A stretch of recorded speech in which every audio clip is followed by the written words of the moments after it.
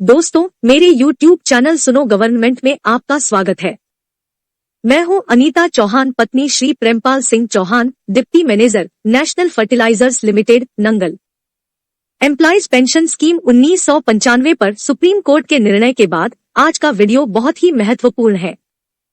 आइए EPS 1995 की pension से संबंधित प्रश्नों के उत्तर के लिए मैं मिलवाती हूं आपको मेरे हस्बैंड श्री प्रेमपाल सिंह चौहान से। दोस्तों नमस्कार। उम्मीद करता हूं आप सब लोग अच्छे से होंगे। जैसा कि आपको पता ही है कि मैंने एक कैलकुलेशन प्रोवाइड करने का आपको कहा है। उसी सिलसिले में मुझे एक हमारे सब्सक्राइबर जितेंद्र जी हैं, इन्होंने शायद अपने फादर के डेटा भेजे हैं और ये जानना चाहते हैं कि उनकी फादर की पेंशन कितनी बनेगी और उनको कितना पेमेंट करना पड़ेगा। तो आइए देख लेते हैं। इससे देखिए, ऐसी कैलकुलेशन से सभी को फायदा होगा। जो लोग दूसरे लोग हैं जिन्होंने अभी तक अपनी कैलकुलेशन नहीं की है, वो भी कृपया इसी प्रकार से देख के कर सकते हैं। तो इन्होंने जो कैलकुलेशन की है, इन्होंने वही नवंबर 95 में ही ज्वाइन किया है। ये किसी पब्लिक सेक्टर में थे, मैं उसमें नाम में नहीं जाना चाहता किस पब्लिक सेक्टर में थे। इनकी जो ज्वाइनिंग है वो थोड़ी बाद में है, तो इसीलिए पहले से सारे डेटा आपको 00 दिखाई दे रहे होंगे। इन्होंने नवंबर 98 में ज्वाइन किया है, तो नवंबर 98 में ज्वाइन करने के बाद में अब हम नवंबर 98 में ज्वाइन करेंगे, तो इसलिए इनको नवंबर 98 में, चूंकि जब हमारी पॉलिसी स्टार्ट हुई थी नवंबर 95 में, तो तब तो हमने आधा पेमेंट लिया था, लेकिन अब नवंबर 98 के बाद यानी नवंबर 95 के बाद जितने भी लोग ज्वाइन करेंगे उनके लिए वो अमाउंट पूरा होगा। लेकिन प्रक्रिया वही रहेगी कि नवंबर में जो पैसा कटने वाला है वो दिसंबर में जमा होगा और पहले मंथ में उस पर कोई भी इंटरेस्ट नहीं मिलेगा, क्योंकि आपका पहले से कोई जीरो है। जब वो दिसंबर में जमा होगा तो उसमें यानी पहले मंथ पे उस पर कोई भी इंटरेस्ट नहीं मिलेगा। तो इस तरह हम इनकी कैलकुलेशन देखते हैं। तो इनका ईयरली इंटरेस्ट जो है, इनकी ईयरली बेसिक उस समय 10,000 रही है 98 से, और हम इनको ईयरली कैलकुलेट करते हुए जब हम इनको देखते हैं तो हमारा इनकी कैलकुलेशन हम सीधे, अब मैं समझता हूं जितने भी लोग हैं जो बार बार खासकर मुझसे जुड़े हुए लोग हैं वो ये समझ गए होंगे कि कैलकुलेशन कैसे की जाती है। तो इस तरह ये पूरा हमने डाटा सीट इसमें कैलकुलेटर में डाला और हमारी डाटा सीट निकल के आ गई। तो मैं बहुत ज़्यादा टाइम ना लेते हुए, चूंकि कैलकुलेशन या इंटरेस्ट डाल के एग्जैक्ट फिगर से मतलब है लोगों को और एग्जैक्ट फॉर्मूले से मतलब है, तो इस तरह हम डाल के सीधे आते हैं कैलकुलेशन पे कि इनको स्थिति क्या बनती है। आप मई 2017 में रिटायर हुए हैं। जब मई 2017 में रिटायर हुए हैं तो मई 2017 तक की हमें कैलकुलेशन पूरी करनी पड़ेगी। तो जब हम सबसे पहले मार्च, जो हमारी कंटिन्यूएशन में फिगर आती है एवरी ईयर मार्च में, उस मार्च की फिगर को देखेंगे। मार्च 17 में आपका जो टोटल डिपॉजिट आता है वो 4,47,320 आता है, जबकि इसमें आपका जो मूल अमाउंट है वो 2,60,470 रुपए है और बाकी 2,60,470 प्रिंसिपल अमाउंट है और बाकी इंटरेस्ट है इसमें 4,47,000 में। तो इस तरह हम कैलकुलेट करेंगे कि 2,17,000 मतलब मार्च 17 में जब आप कंपनी से सेपरेट हुए हैं, 58 साल की उम्र में आप मई में सेपरेट हुए हैं, लेकिन ये हमने चूंकि उससे पहले का क्लोजिंग ईयर मार्च 17 है तो मार्च 17 तक की फिगर देख ली। फिर हम मार्च 17 के बाद में मई 17 तक की फिगर निकालेंगे, केवल 2 महीने और इसमें ऐड करेंगे। तो 2 महीने का ब्याज आता है 6398 और कंट्रीब्यूशन आपका जाएगा 3372 रुपए। तो इस तरह 6 से 44 इस कंट्रीब्यूशन जाएगा और 4,60,462 रुपए आपको कंट्रीब्यूशन के दिन जमा करने पड़ेंगे। लेकिन अब आप तो आज जमा कर रहे हैं, वही अब 4,60,000 पे 4,60,642 रुपए पे आपको इंटरेस्ट देना है, जो भी गवर्नमेंट का डिक्लेयर्ड इंटरेस्ट है।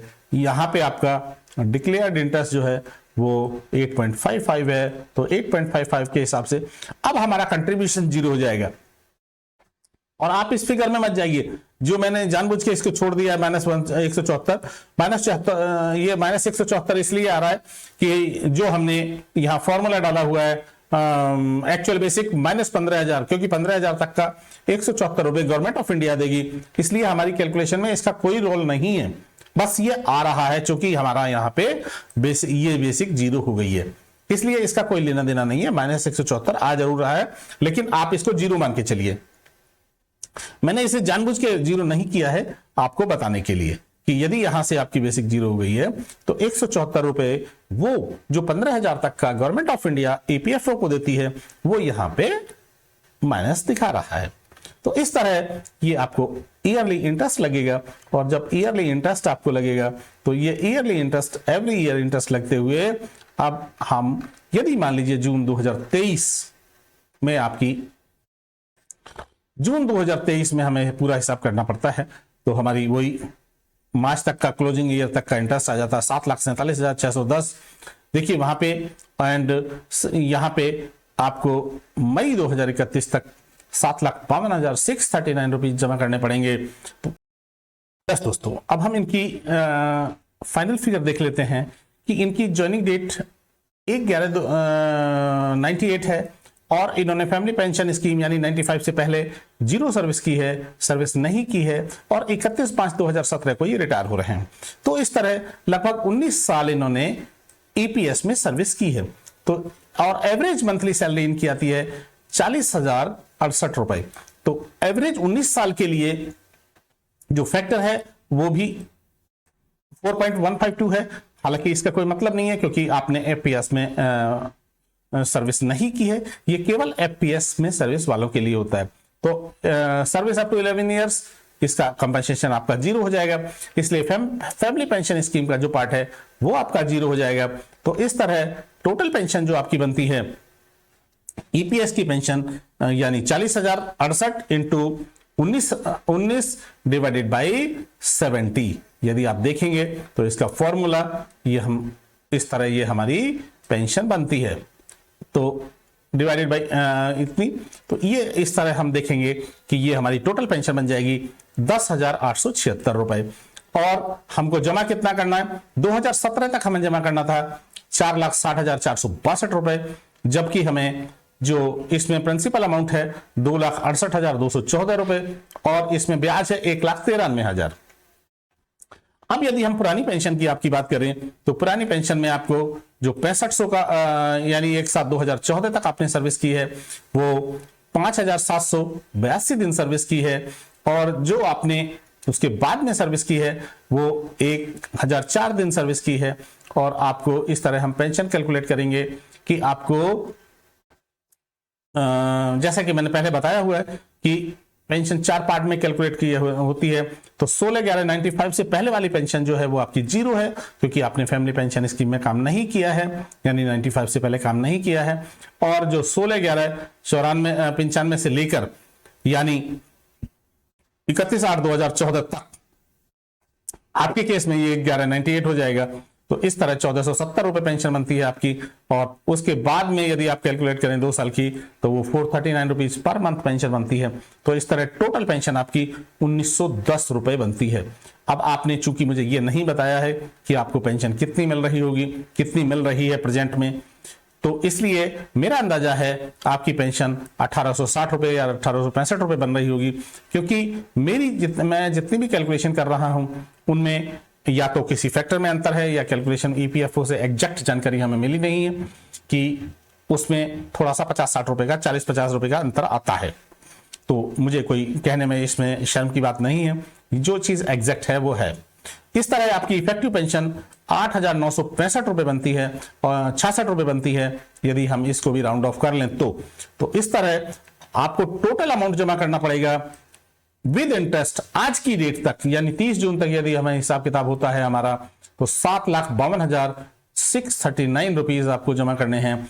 और जबकि आपको पेंशन का जो एरियर मिलेगा, देखिए पेंशन का एरियर बहुत लोग मुझसे पूछते हैं, आप बिल्कुल क्लियर रहिए कि जिस दिन से आपकी पेंशन लगेगी यानी इनके केस में जून 2017 से इनकी पेंशन लग जाएगी। जून 2017 से पेंशन लग जाएगी, तो जून 2017 से जो पेंशन लगेगी वो पेंशन वहीं से उसका एरियर मिलेगा।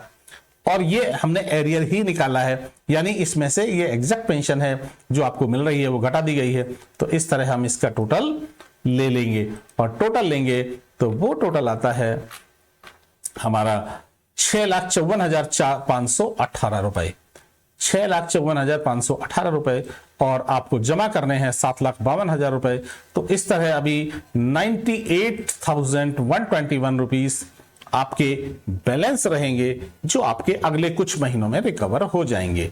कुछ महीनों में रिकवर मतलब 10, 88, 8, लगभग 9,000 के आसपास आपकी पेंशन बन रही है। 90 आप अगले 11 महीने में, 10 महीने में, आप अगले 11 महीने यानी जून 2024 तक, पूरा ही मान लीजिए 12 महीने मान लीजिए, जून 2024 तक आप नो लॉस नो प्रॉफिट में होंगे।